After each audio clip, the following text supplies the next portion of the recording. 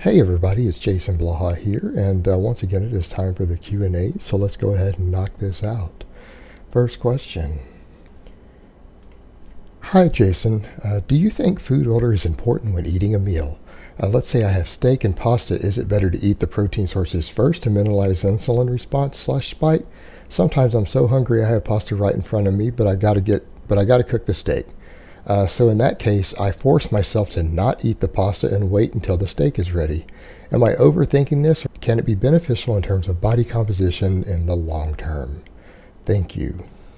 All right, brother, I'm going to have to go with you are way overthinking this to the point where it might actually be problematic for you emotionally.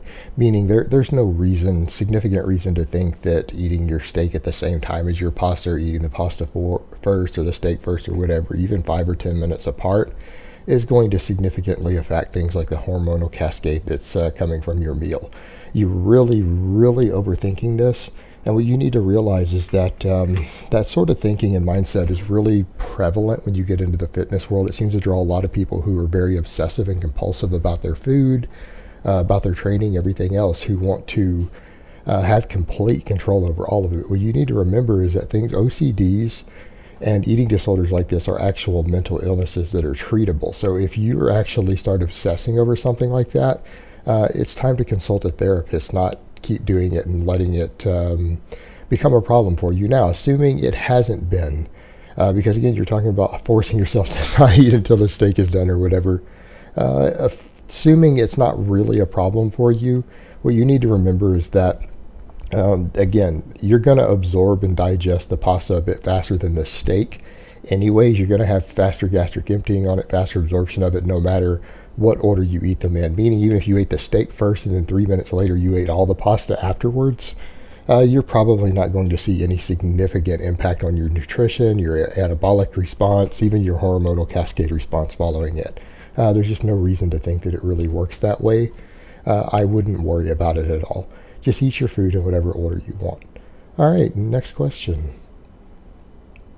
I have elbow pain on the inside of both arms that flares up, especially if I do any pull-ups. I've taken a deload and tried to massage the area affected, but the pain remains. How do I fix this? Do I start pulling horizontally and vertically again? All right, quite frankly, you need more deloads, and you need to figure out what technique you're using that's causing this problem. Meaning, if it's being caused with a chin-up or something, maybe you're gripping the bar too wide. Maybe you need to bring the bar in a little bit further. Maybe you're too jerky at the bottom of the motion, and that's putting unnecessary stress on the connective tissue. Maybe it's a type of curl you're doing. Maybe you're curling in a way to where you're working the wrist more, and it might be affecting that area down where the bicep insertion is, in which case you've got to learn to quit curling your wrist when you curl, meaning let your wrist trail behind your forearm when you do any sort of curl instead of the other way around. Because it could be an issue of you basically turning bicep movements into wrist curls. There's a lot of different factors here with your technique that could be contributing to this and causing connective tissue inflammation. And in the meantime, when you have anything that's inflamed like that and hurting, you need to deload. You're like, but I just deloaded 4 weeks ago and it's starting again. Then you need to deload again. What you need to step back and assess is that maybe you're doing too much volume for that area, maybe you're doing too much workload for that area, and it is negatively affecting your connective tissue and causing it to re-inflame every few weeks no matter what you do. Or it could be an issue with your form and technique. What I'm going to recommend is that you take another deload for a week and start figuring out what's going on with your form on any exercise that works that area. It doesn't have to be just a pull-up or a chin-up. But it could be the grip width on those for your personal anatomy. It could be the way that you're curling something. Or it could simply be the fact that you are doing too much volume and workload for your own personal connective tissue to handle it without inflammation. And you might be like, but I only do 12 sets for my biceps every week and 10 sets of pulling exercises. And I know a guy who does just as much, if not more, doesn't have these problems. And it's like, well, that's good for him. That's great for the guy you know who can do that without the problems, but you can't. So what you need to assess at that point also is maybe you're just doing too much total volume with some of the exercises that are causing the most inflammation of it, and you're going to need to scale your volume of training back. And that's the thing you also need to realize. You didn't mention what all exercises you do, what sort of volume. High volume training is not for everyone. Not everyone's connective tissue can handle high volume and high set training all the time, or they have specific tendons and pieces of connective tissue that can't actually handle it, but they have others that can, and you have to assess those things for yourself. But the thing that you need to remember is that anytime you're feeling pain after you train or feeling pain in connective tissue, that is your body warning you, telling you that you are going to snap some shit all the way the fuck up. And that you need to stop what you're doing and reassess what you're doing, because whatever it is that you're doing isn't working. It is going to cause injury in the long term. So you got to step back and figure out what's going on there. All right, next question. Howdy Jason, hope all is well. I'm an intermediate lifter and I'm looking to switch from powerlifting to Olympic lifting. But I'd still like to leave the option to compete in powerlifting for fun. How can I maintain or even gain a little if possible on my bench press whilst doing almost exclusively overhead pressing with minimal benching? Dips hurt my sternum. Thanks a lot, Jason. All right, brother, what you're going to have to do, since you're going to be switching over and doing Olympic lifting, which means you're probably going to be doing the 3 Olympic lifts plus their basic accessories. Well, you need to just continue doing your powerlifting movements also. You're going to need to get a program that lets you work both in. Now, obviously, you're going to be doing the snatch, the clean and jerk, and so on and so forth. So you've got those things that you're going to have to do. You're also probably going to be front squatting, and you're probably going to be push pressing. What I would say then is that you need to come in and do the other stuff as your accessories. All you need to do to maintain your strength on your big 3 is to come in and do the deadlift itself as an accessory, the normal beltless conventional deadlift with your Olympic lifting. You could maybe bench press once a week and switch your whatever powerlifting type squats you're doing to Olympic squats, high bar squats. And if you do all that, you should do just fine. You'll be able to maintain all your strength and even gain strength on your big 3 and progress as an Olympic lifter. You're just going to have to program in your primary exercises also. But at the end of the day, I mean, doing something like this, you're probably only going to need to do about 7 exercises every week. The thing you're going to need to remember, because you're doing so many complicated, technical, strong, powerful barbell exercises, that's not going to leave you room for other accessory work. Meaning your standard Olympic lifts, their basic accessories, again, things like the front squat and the push press are going to be all the accessories you're going to be able to get away with, because you're going to need to come in and do your other power lifts as well. Now, back squats are oftentimes used anyways as an Olympic lift accessory, so just your deadlifts and your bench press are going to be in there. And you know what? Deadlift is oftentimes used as an accessory for them also. So this really shouldn't be a problem for you. Again, just find a way to work them into the program. Again, there's no reason you can't execute all of these lifts. Have at least 3 days a week dedicated to your Olympic lifts and 1 day dedicated to your normal power lifts to maintain their strength, and everything should be fine. You should be able to do all this without developing muscle imbalances and while still progressing on your actual power lifts, because the Olympic lifting itself doesn't contradict that in any way. It's not going to be a problem. You're just going to have to work in a program that stays within your maximum recoverable fatigue and maximum recoverable workloads from all the exercises you're doing. So it's still just going to be a matter of recovery. It's not a problem. Just don't do a bunch of extra exercises that aren't essential for maximum carryover to all your big lifts. You're going to be able to come in and do a bunch of bodybuilding work on top of all of this. Otherwise, then you're going to have problems. All right, next question. If an individual has become detrained, such as 5 months without lifting, causing strength loss, should they continue lifting as such as an intermediate or revert to a novice program?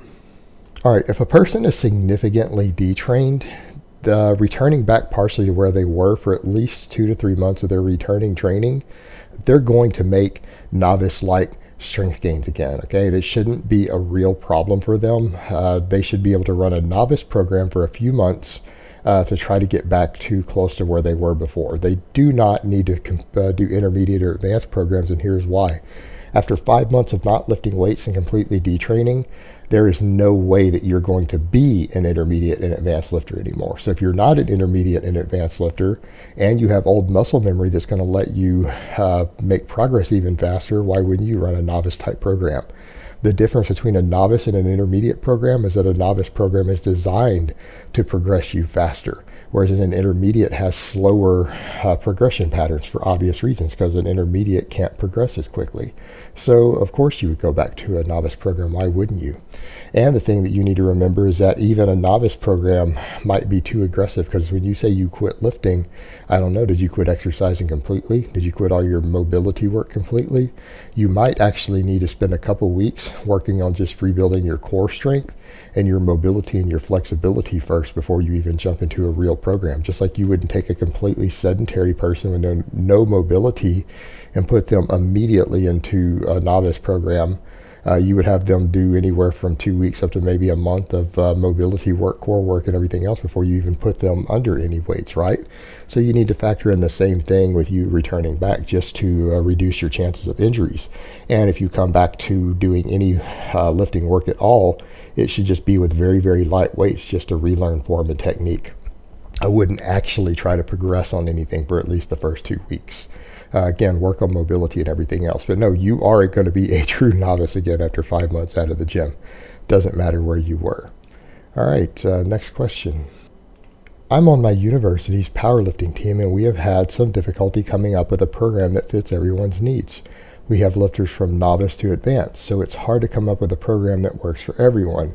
How would you go about a situation like this? Split up into beginners and advanced group, make one program for everyone, and what programming would you recommend? We are college students. Some people have issues getting enough sleep, and many are stressed from the academic workload.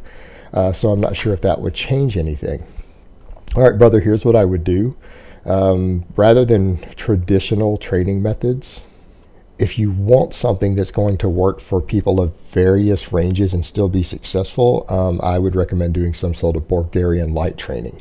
And the difference there with the Bulgarian light, you're going to be coming in and hitting training maxes every day. And if you go read up on Bulgarian light, so you understand what you're doing, basically you're going to come in almost every workout, you're going to hit a training max on your big three with a minimal amount of accessory work and maybe a back off set of 3 reps with something like 80 to 85% of your training max, maybe 85% of what your training max was after each max. And then a little bit of accessory work, and then you go home. Something like that would be very, very workable for a large group, because you could all rotate through your warm-ups. You could all rotate through to a training max and have the group just change weights around, because I'm assuming with a club or a team like this, that's what you're doing. You're all training together. Now, because some guys are going to be stressed from the academic workload, they're not going to be able to do as many sessions. Some of you guys are going to be able to do 5 or 6 training sessions like this every week, and you're going to have others who simply can't due to maybe finals coming up. So maybe something like finals weeks, midterm weeks, things like that, you could almost do a frequency deload for a team like this, meaning you could come in and only do, say, Monday, Wednesday, Friday, 3 days a week. Whereas in the rest of the team can go up to 5 or 6, and if people need to miss individual sessions, no one has missed anything, because you're each working at your own individual progression as far as a RPE 9 training max.